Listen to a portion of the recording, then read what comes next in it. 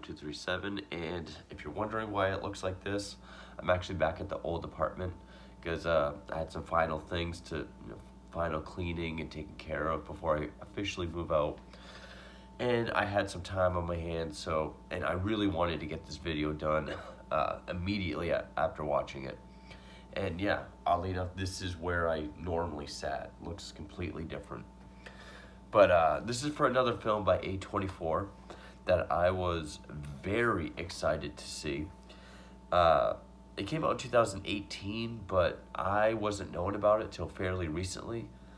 And it's a wild, wild film. It is Gaspar Noé's Climax.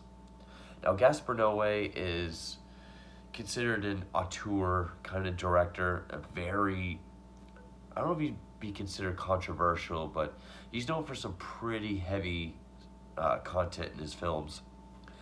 I have not seen Enter the Void. The only other Noé film I've seen and own is Irreversible, which I do need to review at some point. But so even just seeing Irreversible and this, I know his films are quite a trip, and this one quite literally. Other than just wanting to see more A24 films, because again, those are my favorite. It's my favorite company for modern horror films. What brought this to my attention was I watch Red Letter Media, and every time they do a half in the bag, end of the year catch up, I always listen to see what horror films Jay talks about, because Jay and I have very similar tastes. Every time he says a favorite horror movie of the year or one of his favorite horror films, I always race out to get it and see it immediately. And pretty much every time, I'm not disappointed. And this was one that he brought up. And it looked very interesting. Now, some people will say this is based on a true story. It's loosely based on a certain story in, I think, France in 1996, where there was a dance troupe who were having a celebratory after party, and someone spiked the communal drink with LSD, and they all tripped out. And that's what this is. But that literally is the story. That's the only plot that there is. And I'm sure there'll be people that say it's stupid, there's no plot, there's nothing to the characters, there's no arcs, there's no narrative. That's because this movie is highly visual. This is a visual experience, and a wild one at that. So much so that I'm not even really going to explain anything that happens. This is a movie that you really got to go into as blind as possible. The only scene I knew about, really, other than kind of catching glimpses from what I saw in that Half in the Bag episode, is there's one where the lead actress is in a room just spazzing out. But other than that, I did not know what was going to come, and it made it that much more exciting. If I had to compare it to anything, I would say it's kind of like the climax to Darren Aronofsky's Mother, because it really is a group of people. I think there's like 24 people, where they're all sort of in their own rooms, in their own places, and the camera is just following different characters, seeing craziness go on in different places throughout this building. So that's probably the closest that I could probably compare it to. I would say I like this more than Mother, but also I'm a huge sucker for movies that try to make it look like one continuous shot.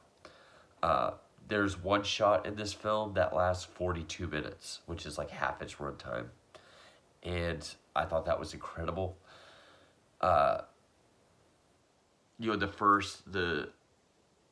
The opening scene, well, it opens, then you have these interview tapes and then you have the opening dance number, which goes on for like 5 minutes, but that's all one take. Then you have a 12-minute take of just characters walking around, mingling, and it really does kind of show the progression of just this violent group LSD trip to the point where you get the kind of Gaspar Noé, like where camera, I was not gonna do it, but where the camera's going upside down, and Irreversible did that a lot. So much so that when it actually gets to a point where the camera sits still, it's almost kind of jarring.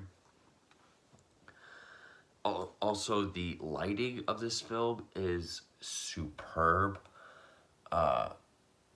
There's hallways with just green lighting, or the actual dance hall. It kind of has like a goldish look, but then at one point, it just goes like, whew, and it's just like this hellish looking red. Or rooms where it's just blue lighting. It has this very Argento look to it, which I love.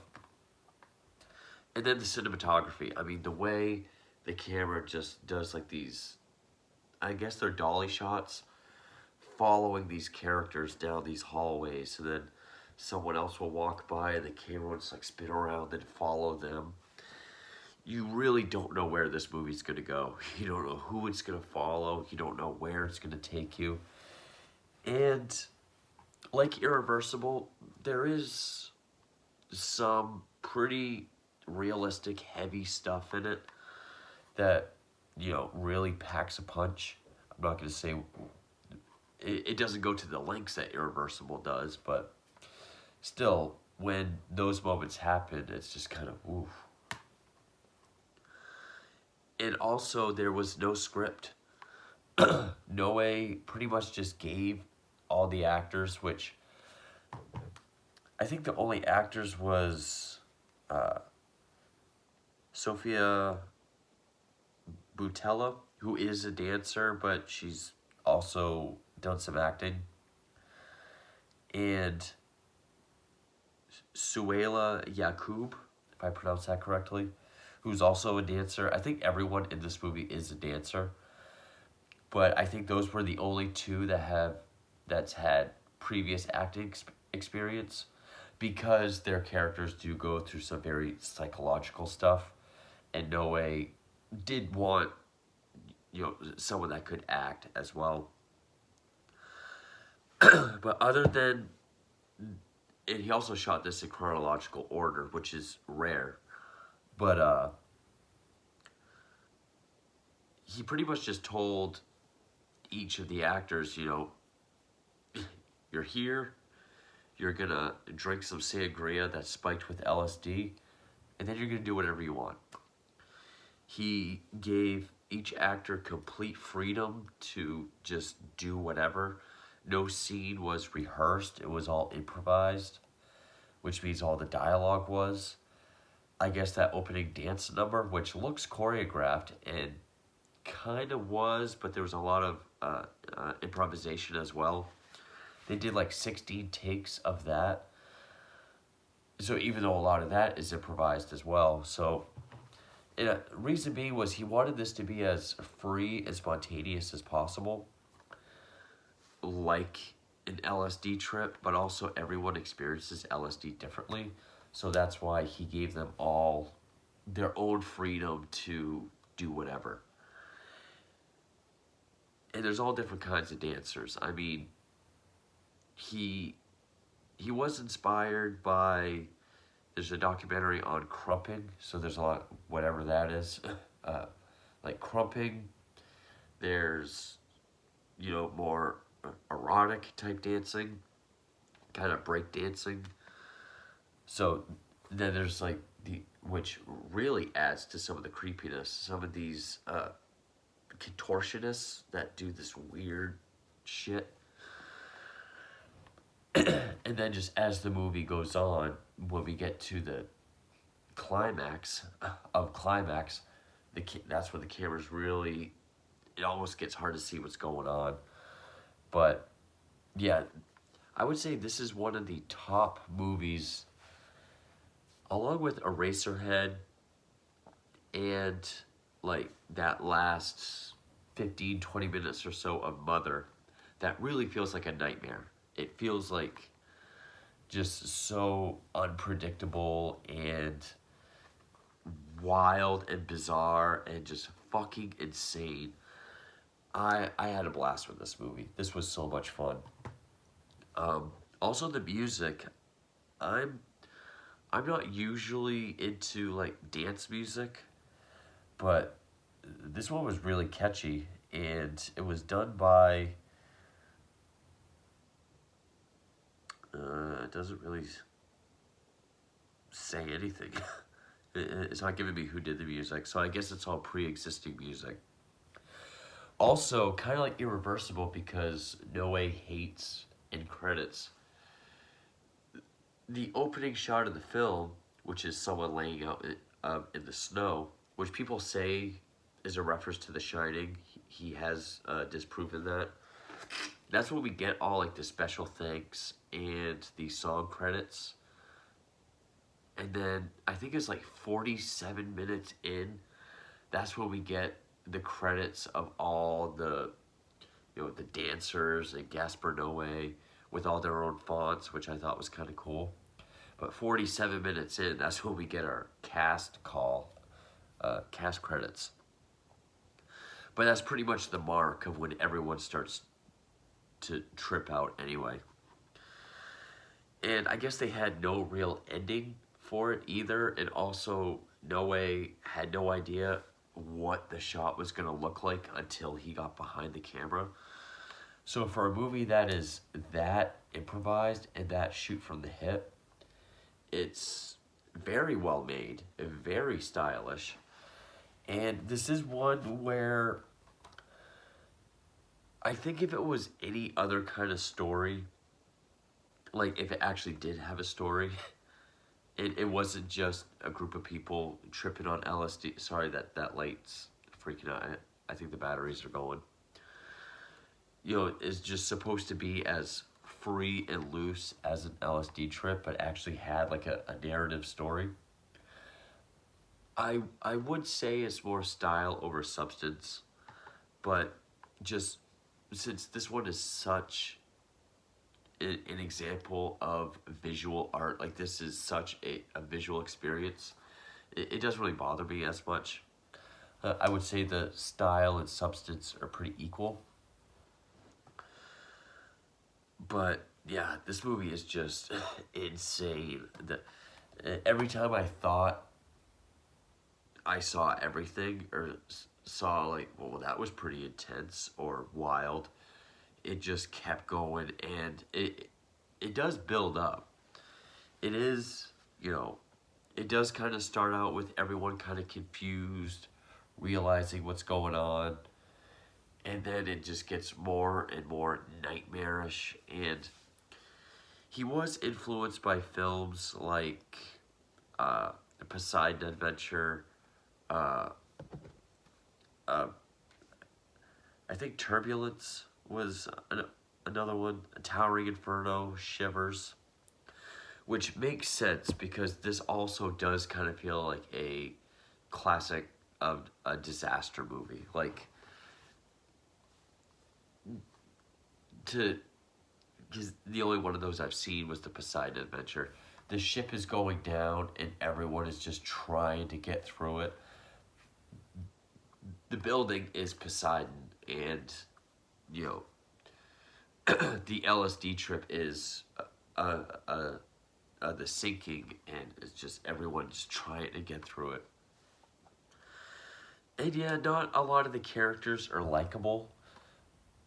Really, I mean, they all have their flaws, but you're really just watching people go nuts. That's really what it is. I would say this has more rewatch value than Irreversible. But again, I'm just a huge sucker for, because to me, I imagine it's hard to do, and there's a lot of craft that goes into it.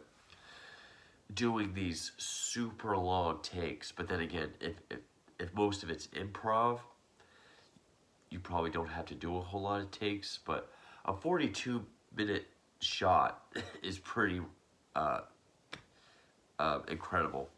I mean, I thought the opening to The Revenant was really amazing. It still is.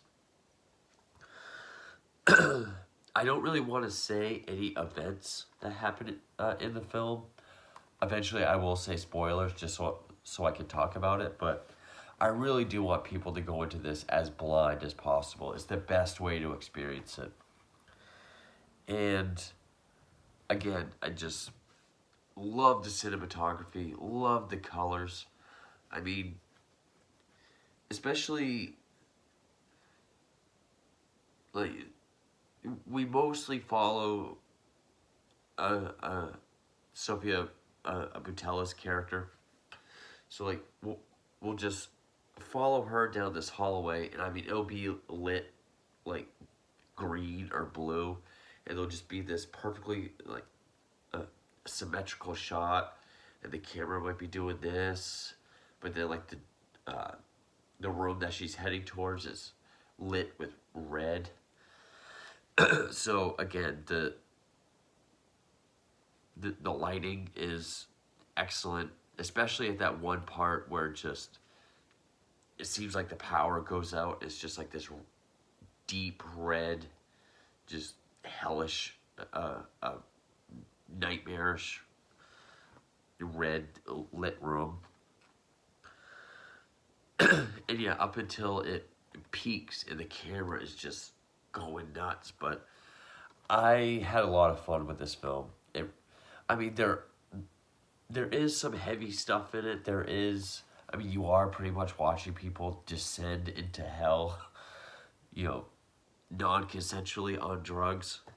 But, you know, just really wondering what's gonna appear in that next room when that character gets there.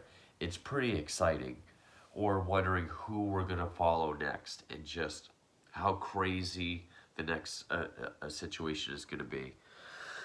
I'm not gonna put the spoiler thing up, but because again, they're not really spoilers, just as far as like twists or anything.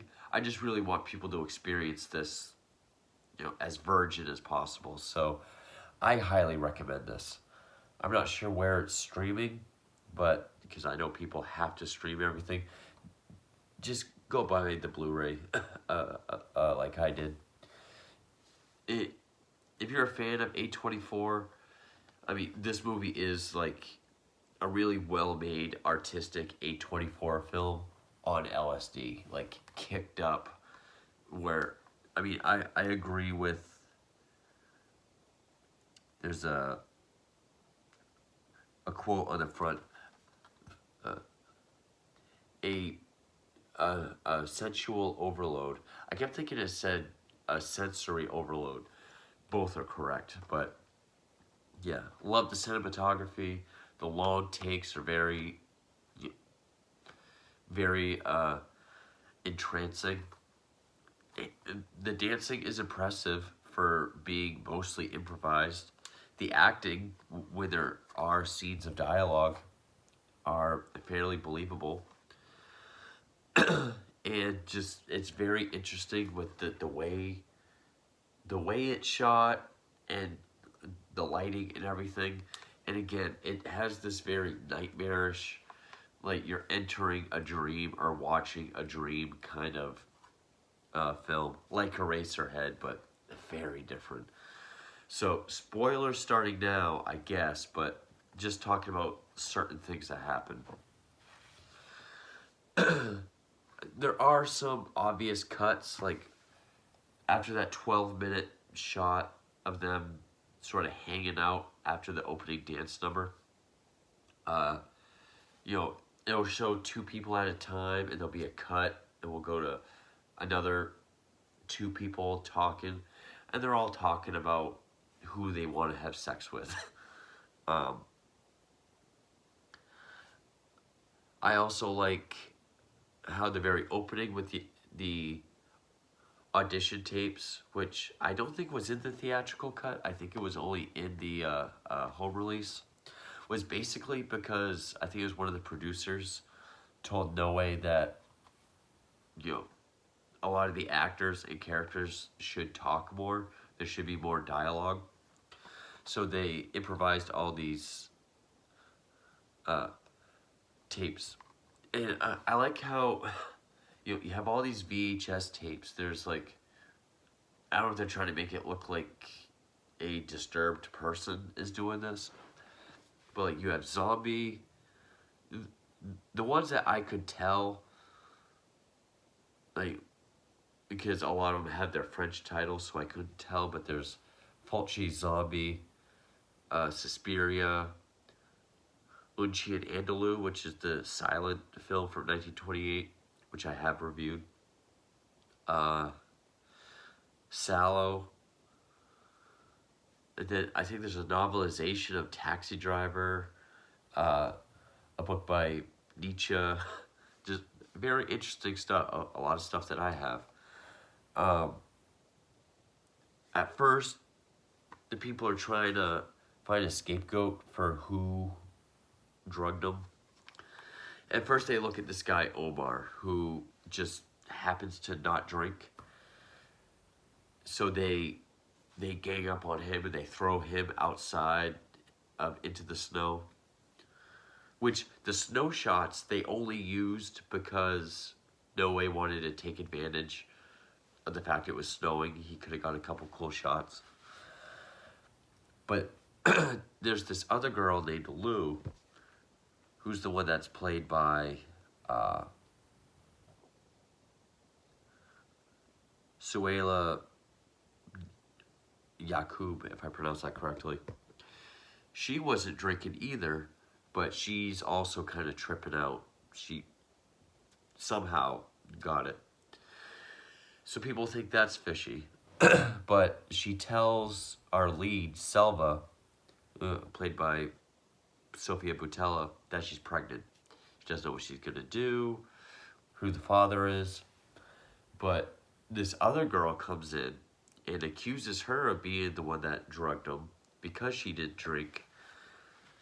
But when Boutella tells her that no, it's because this girl is pregnant, she so hardly, I think she knees her in the gut very hard, so when she goes down, she takes her thick platform shoes and just kicks her again right in the gut. And it's impactful. It's just one of those visceral, hard-hitting things that you see in a No Way film. So then we follow her as she's like holding herself, crying. We just follow her through all the hallways. She gets out to the gymnasium because it's in like a rundown school. The girl that kicked her starts saying, yeah, she's the one that drugged us, so everyone starts gaining up on her again. And she takes out a knife to protect herself, but they're all telling her to kill herself. Which first she starts punching herself in the stomach, and then blood starts coming out of her. And then she just starts like cutting herself up. And then I don't think we see her for the rest of the movie. There's this guy, Dave or David, who I guess has had sex with every woman there. He wants to have a relationship with Selva, but she's kind of not feeling it. There is this one woman who was a dancer, but she has a kid, and let's see if I can fix this light. I can tell it's starting to get dark. She had a kid, and it kind of ended her dancing career, but she brought the kid with her, and the kid's like 3 or 4. His name's Tito. But when it comes out that, you know, everyone had LSD, and she looks over and he's sipping on it, she locks him in a room with all the high voltage stuff, and then loses the key. And yeah, this movie has a lot of screaming, and you know, we do hear the kids screaming like, there's cockroaches in here, there's something moving in here. Then he just screams his head off. But yeah, she loses the key, and at one point, she kills herself because she can't get into him. Which, that's when the lights of the gymnasium just goes whoosh, and the music kind of goes out.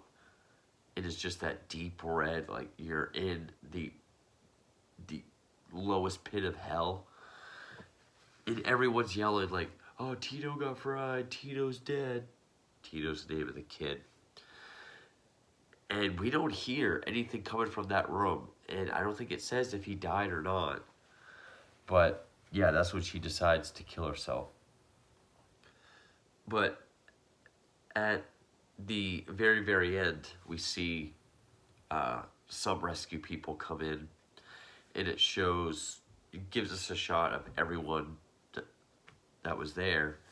Some of them are dead. You know, there's one guy with vomit all next to him. He's not moving. It does look like a couple of them are dead. But it does show Tito in that high voltage room with the thing open with all the controls and him just lying next to it. So I don't know. It doesn't come right out and say that he died, but... And then there is this one...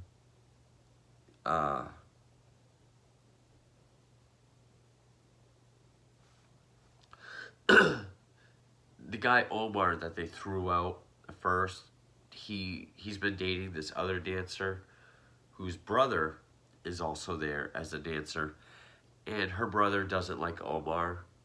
But as the movie goes on, and when she gets more and more messed up, then that Dave guy tries to have sex with her. The brother fights him off too, and it gets to the point where her brother's almost trying to assault her. Like, actually, I think it's at one point Dave, we're following him. You know, he's been beaten up. We're following him, and we do follow several different characters as they just go from room to room, kind of see what everyone's doing. And he sees that girl and her brother kind of going at it, but then she kind of snaps out of it, runs away. And then when he catches up to her in the gym, where now all the like contortionist dancers now have like this, they use like whipped cream or whatever for like paint, like war paint, and they're doing some really freaky stuff. Or by that I mean just stuff that looks creepy. And he's trying to have sex with her, saying like, I'm the only one that'll love you, I'll make you happy, don't tell mom and dad. And she's struggling to get away. And then this is when the camera's really, like, this is the peak of Climax. And the camera's going nuts, but then it pans over, we follow Dave more as he's trying to crawl around. There's also this girl that does coke. This is kind of earlier on during the trip. People are trying to get some coke off of her because they think that'll help sharpen them up. Or there's this one girl in particular trying to get some coke. The cokehead tells her, no, I don't have any. But then she sees that she's secretly doing some, and she's standing next to a stove, and when that girl pushes her, her hair catches on fire. It looks CG, but I forgive it. You know, considering how stylish and beautiful everything else looks, beautiful or hellish, I can forgive a quick, you know, shot of CGI fire. So that she just runs out, and we don't see her until the end of the movie when we get the shots of how everyone ended up with the back of her head burnt and she's trying to cool it off. Omar, we see, froze to death. He's covered in a layer of snow. The Selva, the main girl, she ended up with one of the lesbian dancers. Which, there's a really tall one and then a really short one. But they're lesbian lovers. And I think it's hinted that the tall one is the one that spiked the drink, because the last shot is of her.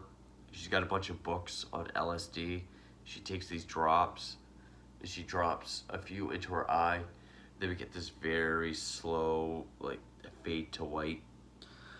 So I'm pretty sure she was the one that actually did spike everything. And she's the only one that's pretty much fine.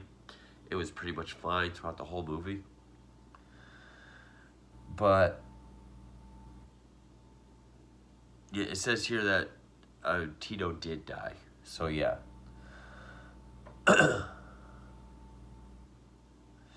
Oh yeah, and the brother and sister do wake up next to each other, but the brother says that nothing happened. So basically, yeah, I mean, it goes by pretty fast. I mean, it's only, I think, like 90 something minutes, but yeah, 97 minutes. But I wanted it to keep going. I was so entranced by just this otherworldly lighting, the one continuous shots that, and just how it just kept building up and getting more and more crazy.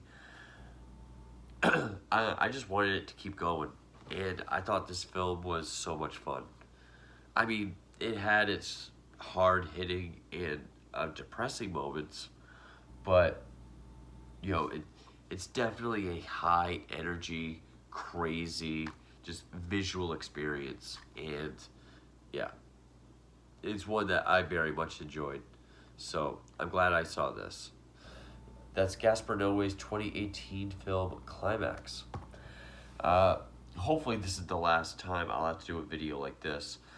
Hopefully I'll be able to do more in my actual setting from now on. But yeah, I still want to do videos for The Feast, which I watched on Hulu and I really enjoyed. IFC's I Trapped the Devil, which I really enjoyed. And then just a couple ones that you would not expect me to watch, but kind of enjoyed, like Spree and Safer at Home. So, yeah. But again, even if you stuck through all the spoilers, still check this out because it looks great. It's very entrancing.